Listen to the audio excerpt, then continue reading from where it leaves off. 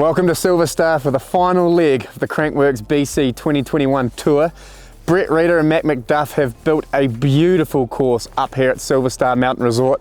Riders are just dropping in for their first practice runs, so let's go have a chat, see what bikes they're running and what they think of the course. Eric Fegco, great to meet you, man.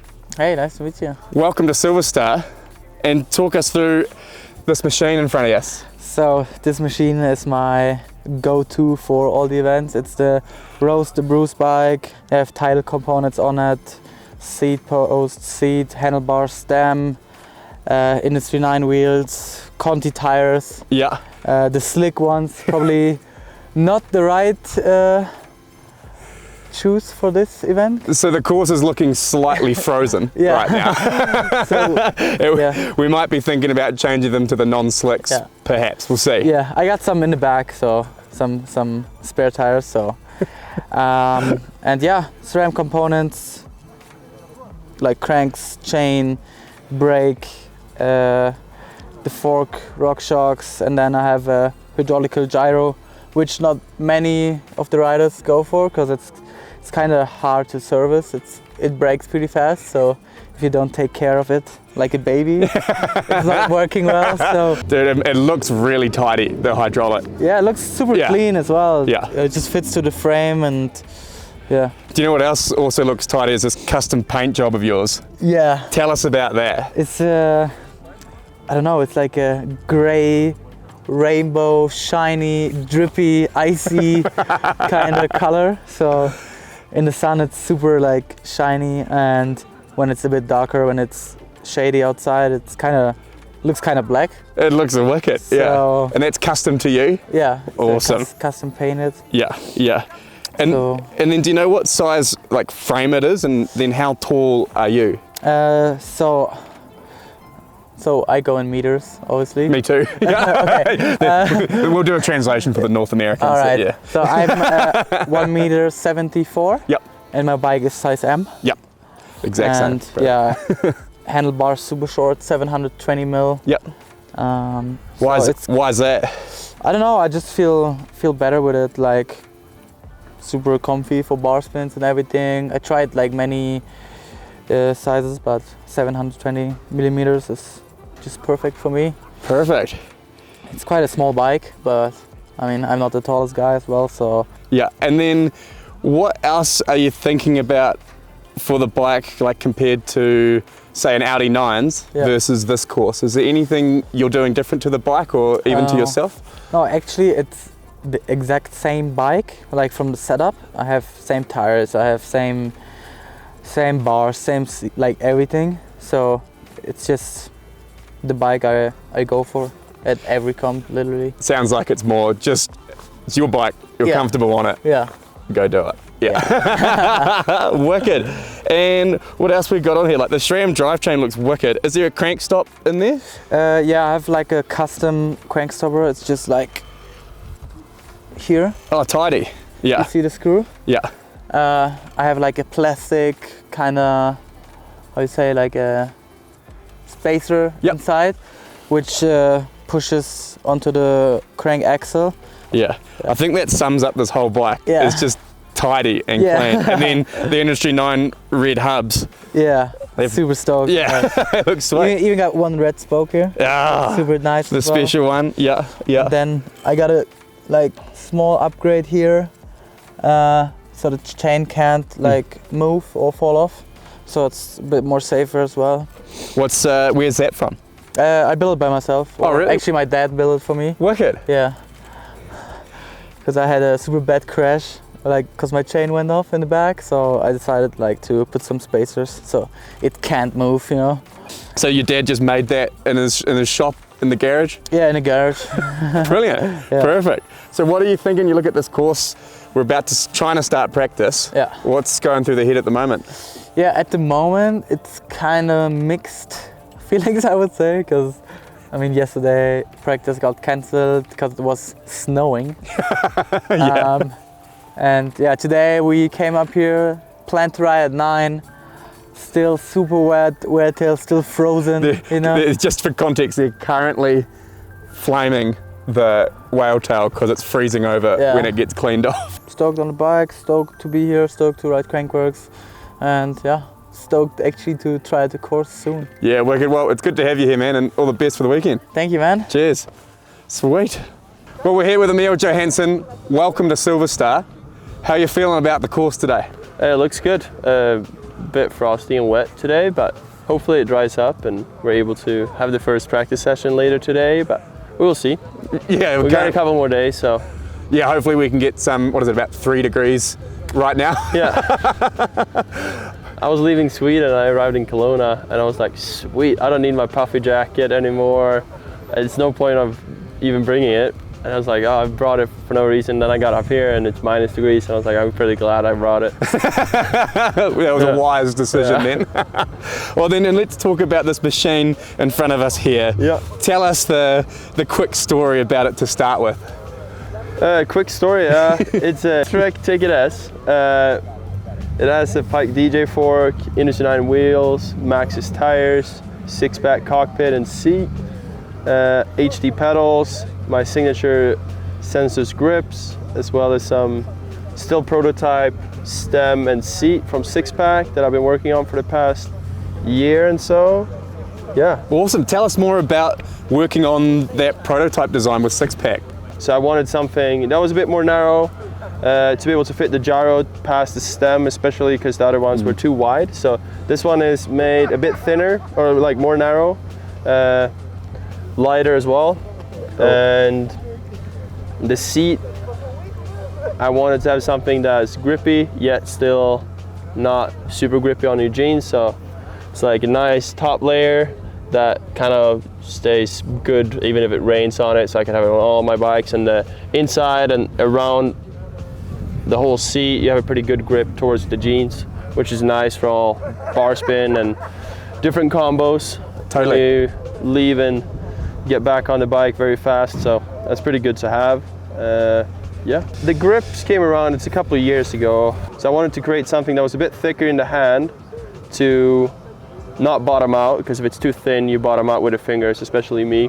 A bit bigger hands than the average person, but yeah, what we did as well is that we made the inside of them tighter, so like when they go on, they stay on, and they don't really spin at all, really. The other thing I noticed just quickly while we're up in the cockpit is the rubber around the outside there. Yeah. Why is that there? So whenever you do combos and stuff, like let's say you do combo and you do bar whip combo, you slide your hand over when you do the bar and then you kind of grip it as close as you can. So what happens is that your thumb lands on the inside of the lever, and if you land like this and it's a heavy impact, your hand want to twist, and then you just cut your thumb open. Like I've done it a lot of times because these edges are not very pleasant. They're like 90 degrees, they are like a bit taken off, like sanded, but still sharp enough to cut. So what I did is I just flipped the grip inside out, placed it there, and all of a sudden it's pretty comfortable. Crank stopper, Trek get me sorted with. Bolt through the BB, special type of thing that does the job. It's kind of like a chain guide type of thing in the back. I did CNC machining in school, and for the last year you need to come up with some idea, and I was like, well, I just do that. So I made a couple of those, so I have them all saved up at home. I have a couple of sets. So you CNC'd it yourself? Yeah. In high school? Yeah. Awesome. So yeah, it's good that I have at least learned something beneficial in school that helps with biking. Tubolito tubes on the bike, pretty obvious. Those yellow valves. I've run the stock ones, like the 78 gram ones, but still a lot of weight saving compared to like a stock tube, which is like 200 grams. So for the bars and stuff, especially tail hooks as well, reduces some rotational weight. Yeah. Makes the bike more playful. Sweet. Yeah. Oh man, I'll let you get to it. Yeah. Thanks heaps. Thank you. We're here with Paul Coder. Welcome to Silverstar. Welcome, dude. How are you feeling? We're undercover on the road. Like in my room, actually. Yeah, it's let's just stay here tonight. So sick. But welcome, we've had the first day of practice. How was this first session for you? Pretty good, actually. It was a bit soft because a lot of rain and I think snow the days before, so it's a bit weird to figure out with the speed, and it's pretty exhausting to pedal before the lifts, but the course is so fun, dude. it's pretty good to have some confidence before doing your tricks on a big jump, but it's safe, you know, like for example, before joyride, before all the jumps, you're so nervous because the dirt is so hard and so much speed. So yeah, here it's so fun. Yeah. Wicked, man. That's awesome to hear. So then you've got the Commensal in front of us. Yeah. Talk us through how you've set it up and what's on it for this event. So stoked to have this bike for this event because it's a strong one and it's a light one too. So it's perfect for me because I have a kind of a little morphology, you know. And for me, it's one of the best bike I've ever had because they built a small size for me. So for the Cork 7 3 whip, it's perfect. I was riding a bigger one before and it was way harder to do my tricks. So it's really good. And how tall are you? I'm 1.70 m. Yeah, so it's not so small, but it's kind of small, you know, compared to Emil and all the boys. Yeah, exactly. Emil is so tall. So. What other Paul specific touches do we have on there? I see quite a unique crank stopper. Yeah, there. it's in France. It's for the double WC for the toilets. It's a joint. It's a toilets joint, and it works pretty good for my tail whips, crank stopper. Wait. So it's the seal. Yeah. In the cister in the top of the toilet. Yeah. Perfect. It's and what can't zip ties do? You know, you've just zip tied on. yeah, just a zip and let's go, double tail whip and everything. all good. And they're there where you want them. Yeah. So that's one thing, and Michelin tire. It's a new one, a prototype. It's way lighter, and so you can have so much speed with this one. Yeah. So it looks pretty slick there. Yeah. Do you think For you'll here, change it or? I will keep this because today it was pretty wet and I don't have any surprise in the berm, so yeah, it's good. Tested and good to go. Yeah. So back to the frame, I'm curious because my War 2, firstly, that is an awesome video, man. Thanks, dude. It was mind blowing. If you haven't seen that, go watch it right after this. But was this the same frame and bike that you used for that whole video? Yeah, exactly the same frame. It was not that color, but the same geometry.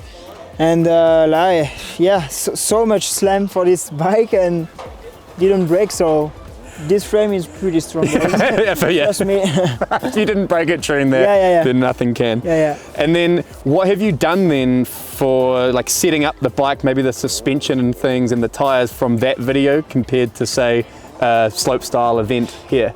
For this video, it's almost the same bike. I just had some details for one trick when I do the we call the trick the A-sharp, like it's a gymnastic trick. So I had to put some clip pedal for this because it's impossible to do these tricks without clip pedals because you can't hold the bike just with your legs.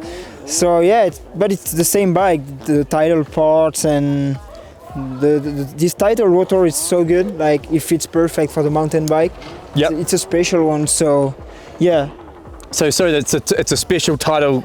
It's a Giro made just for the slopestyle bikes. Oh, so right, yeah. It's really good because before I was like trying to fix a gyro, but it was a BMX one, so it was pretty hard to have a good brake, you know. And now the brake is perfect. So perfect. And then what else do we need to know, Paul, about this machine? Like Mazzocchi suspension, like anything special that you've done to this, or just? It's like the original fork. It's a Mazzocchi, but I really like this fork. It's like one of the strongest fork I've ever had because I didn't bend this one, and before I wasn't riding for Mazzocchi and I had other fork and less strong than this one and pretty light actually. So yeah, now I really like my bike. Like the HT pedals grips pretty good. Yeah, and is there anything like?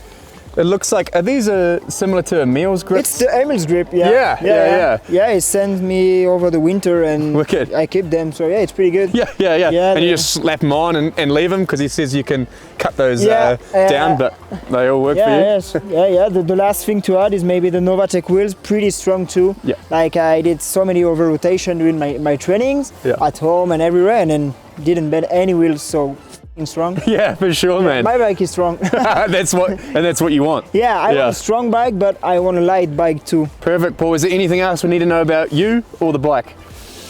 about me, and pretty stoked to be there, and can't wait to land my run. And yeah, so stoked to be in Canada. Perfect. Well, Paul, I think it's literally starting to Yeah. hail. We should let you go to Yeah. go rest up for whenever we can next practice. Yeah. Thanks heaps for the time, Thanks, and dude. best of luck for this weekend. Thanks a lot, dude. Well, there you have it. The rain and what's nearly snow is coming down now. Called off practice, obviously. It was awesome to see what some of the best riders in the world are using and what they think of this amazing track. So make sure you subscribe and stay tuned for the event coverage that's coming on Saturday, hopefully. Cheers for watching.